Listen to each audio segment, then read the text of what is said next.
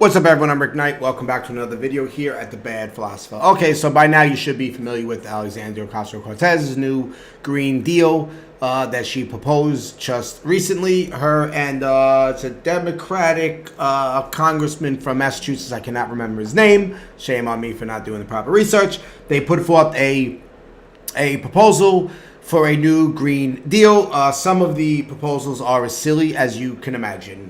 They want to eliminate farting cows. Yes, it is in the bill. Farting cows is a problem, and they want to do something about it. I'm guessing they're going to want to eliminate livestock, probably move away from the existence of cows. I guess they want to, I don't know, but what do they want to do? Slaughter cows now? Where cows don't have the right to exist now? I mean, it's just another silliness. Maybe they're going to try to use some type of policies to make us all vegans, or for us to just not eat beef. I don't know what the plan is, but farting cows seems to be a really big problem in the climate change issue, and the new deal definitely mentions farting cows. Whatever. They also want, she's talking about monorails going across the country, maybe even across the world, and for America to not fly on planes anymore, to replace the planes with trains. We'll travel through trains from state to state, and even from country to country. Now, before we go any further, if this is something she believes, if this is something, by the way, like 60 Democrats in the House already signed off on this deal. Cory Booker's one of them. Gillibrand is another one. Kamala Harris is another one. Quite a few. Surprisingly, Speaker of the House Nancy Pelosi has not signed off on the bill, which, you know, if Pelosi doesn't sign off on something like this, then this deal really, really, really must be, you know, extra crazy. But if you're going to sign off on something like this, I think we should hold you to the promise that you will never board a plane again for the rest of your life, that you will continue to take a train or drive in an electric car, and not even in a car that operates on gasoline, because a part of the deal is to eliminate all cars and replace them with electric cars. All automobiles would have to be replaced by electric ones. All homes and buildings will be fitted with charging ports, and there'll be charging ports built into gas stations and parking lots, and throughout the country, so we could refuel our, recharge our car while we're driving. Also, we're gonna have to retrofit or rebuild all our structures, all the houses and buildings to fit within this new Green Deal. Now, if you're familiar with my city, with New York City, you would know how many buildings there are in Manhattan. Oh, you wouldn't know exactly how many buildings there are in Manhattan, but you would understand that there's a lot of buildings in Manhattan. I can't even tell you how many thousands of structures are built in Manhattan. Not to mention in Brooklyn, Queens, the Bronx, and even in Staten Island. So in the 5 boroughs, we have a lot of homes, a lot of businesses, a lot of buildings that would all have to be fitted to be in line with the New Deal, right? In order to charge your vehicle, for the building itself to run not on fossil fuel but on clean either electric or renewable energy, whatever that renewable energy happens to be. You're talking about a massive project to do this in the entire country, let alone just New York City. And she wants to have this done by 2030. This is just not very viable in any way, shape, or form. I don't see this happening. I've been in the construction business a long time, mainly in the plumbing industry, and I know what it takes to do construction, to put up houses and buildings, and how long it could take to retrofit all of these buildings to make them green, to make them a green building. I mean, I don't know how you're going to do that. I don't know how are you going to operate a boiler system, a heating system, in a high-rise building, in a building that has, here in Manhattan, 80 stories, 90 stories, 70 stories. What type of energy are you going to use to heat this building, to provide air conditioning in this building, to provide electric and everything in this building? Even the pumps to operate for the water, to get the water to go up to the top of the building, the sprinkler systems in the building. This is a big thing, and right now, clean, renewable energy just doesn't exist like that. I don't know where, but then again, she did make a statement one day and said that we need to invent technology that hasn't been invented.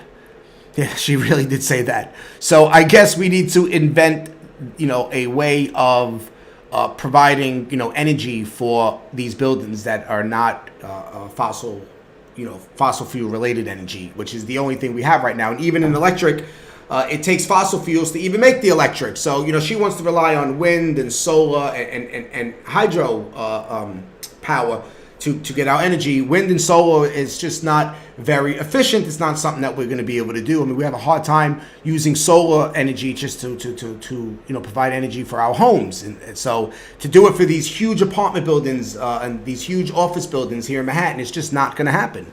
It's not going to happen at all. It's just, this is just a dream on her part. Monorails throughout the country. I would think that her and anyone who signed off on that bill would not get on a plane anymore. They would refuse to get into a vehicle that's not a fully electric vehicle, and they should be the change that they want to see. They should be held to something like this. I mean, there's other things that this woman has wanted, that ideas that she put forth. Government jobs for everyone. Housing, free to low cost housing for everyone, Medicaid for all, free education.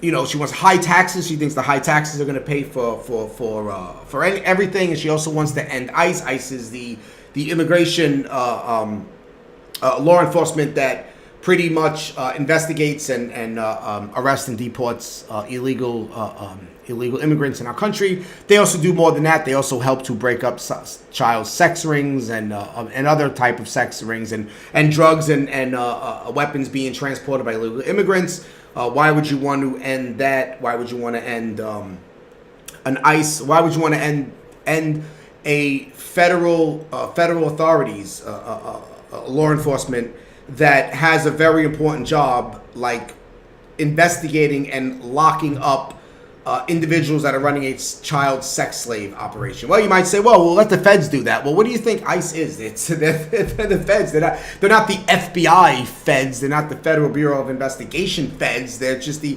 immigration feds. They are the feds. So why not let them do that? Why break them up? I mean, really what you want to break up and dismantle is us arresting illegal immigrants and deporting them. You don't want them arrested. So you just want to open the door and just let the whole world into the country, and you just don't care. You want to have this globalization, just one whole share bearing, society where everyone is all together and we all love each other and we're all peaceful, and it's just a pipe dream. It's not going to happen. We have different cultures, different people.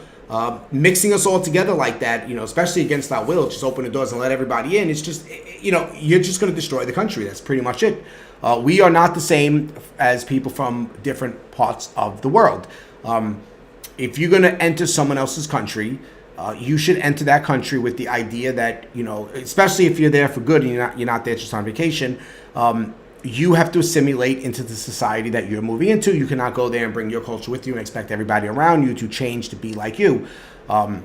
So many people coming to this country, they are coming here with a certain type of certain culture from where they're from, and they're coming and bringing that here and not assimilating into our way of life. And therefore, we cannot just open the door and just allow anyone into our country, because they're going to bring some of the cultural norms that they're familiar with that we're not. Things that we think are very weird, things that we don't like, things that we shun in our society are things that are considered normal in another society. Just like when people, in the Middle East, they look at us and our women being dressed the way they dress.